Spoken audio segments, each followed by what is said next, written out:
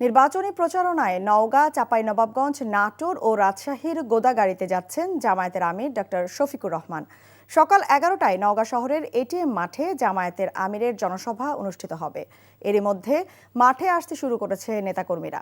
এরপর চাঁপাইনবাবগঞ্জ সরকারি কলেজ মাঠে স্থানীয় জামাতের আয়োজনে নির্বাচনী জনসভায় বক্তব্য দেবেন ডক্টর শফিকুর রহমান।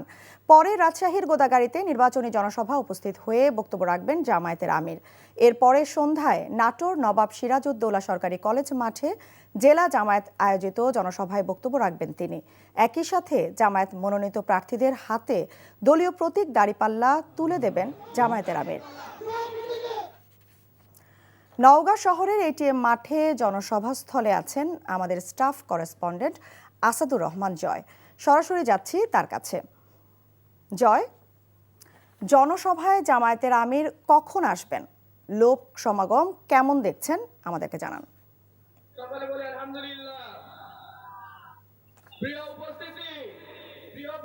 ধন্যবাদ তামান্না।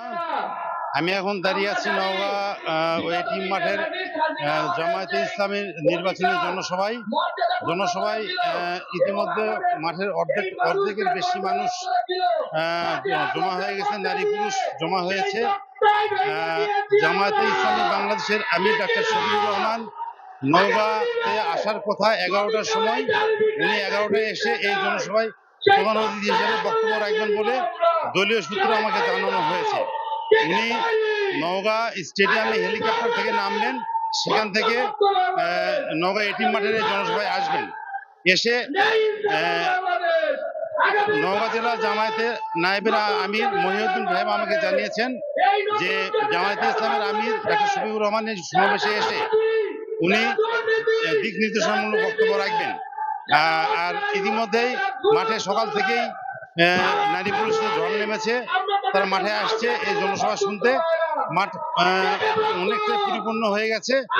তো জামাতের আমিরের বক্তব্য শোনার জন্য এখানকার মানুষ অধীর আগ্রহে অপেক্ষা করছেন কি উনি দিক নির্দেশনামূলক বক্তব্য দেন, কি উনার নির্বাচনী প্রতিশ্রুতি দেন, এসব শোনার জন্য মানুষ দলে দলে যোগদান করতেছেন এটিএম মাঠের জনসভায়।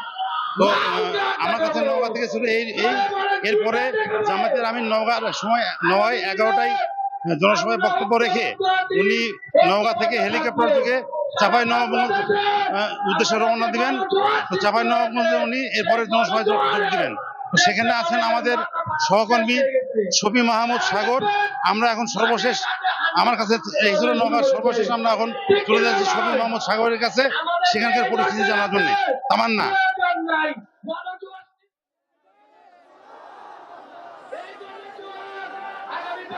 বেলা 12:30 নাগাদ এই নবাবগঞ্জ সরকারি কলেজ মাঠ প্রাঙ্গণে জামায়াতের আমিরের আসার কথা রয়েছে। এর আগে তিনি নওগাঁয় জনসমাবেশ করে এখানে আসবেন এবং ইতোমধ্যে কিন্তু যদিও 12:30 নাগাদ এখানে তার আসার কথা, কিন্তু সকাল 9টা থেকেই এই যে প্রাঙ্গণটি রয়েছে সেটি আসলে তার কর্মী সমর্থকদের আসলে পদচারণায় পরিপূর্ণ হয়ে রয়েছে। আমরা দেখতে পাচ্ছি যে ইতোমধ্যে নবাবগঞ্জ সরকারি কলেজ মাঠ প্রাঙ্গণের যেই অংশটি রয়েছে সেটির প্রায় অর্ধেকেরও বেশি জায়গাটিতে তার কর্মী সমর্থকরা এসে সেখানে জড়ো হয়েছেন এবং এখনও আসছেন। অর্থাৎ যতই আরও সময় যাবে, আরও আধা ঘন্টা 1 ঘন্টার মধ্যে আসলে এই প্রাঙ্গণটি পরিপূর্ণ হয়ে উঠবে। আমরা দেখতে পাচ্ছি যে এই মাঠটির একাংশ সেটি নারীদের জন্য সংরক্ষিত করে রাখা হয়েছে এবং সেখানে নারী যে সকল কর্মী এবং সমর্থক রয়েছেন তারা সেখানে উপস্থিত হয়েছেন তাদের পরিবারের অন্যান্য সদস্যদের নিয়ে।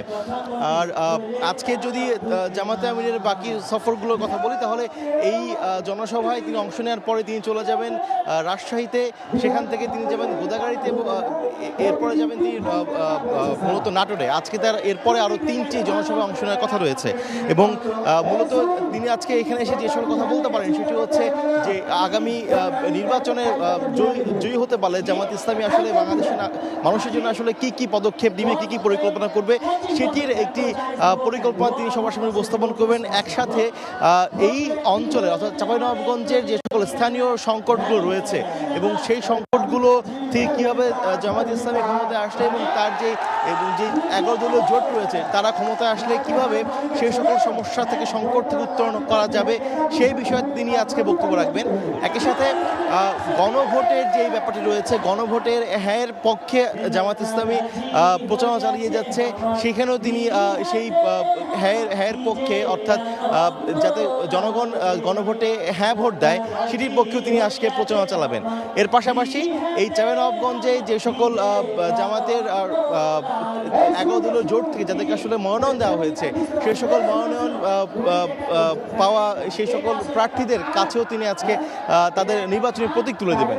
তো মূলত আজকে এখনো সব যে সকল কর্মী সমর্থক রয়েছেন তারা এখানে এসে পৌঁছাচ্ছেন এবং আমরা দেখতে পাচ্ছি এই মুহূর্তে মূলত মঞ্চে যে জামাতের যে সাংস্কৃতিক সংগঠনগুলো রয়েছে তাদের পরিবেশনা চলছে এবং আর কিছুক্ষণ পরে এখানে এই অঞ্চলে যে রয়েছে তারা এখানে বক্তব্য রাখবেন। এখানে জামাতের এবং তিনি বক্তব্য জানছিলাম জামায়াতের আমিরের জনসভার খবর।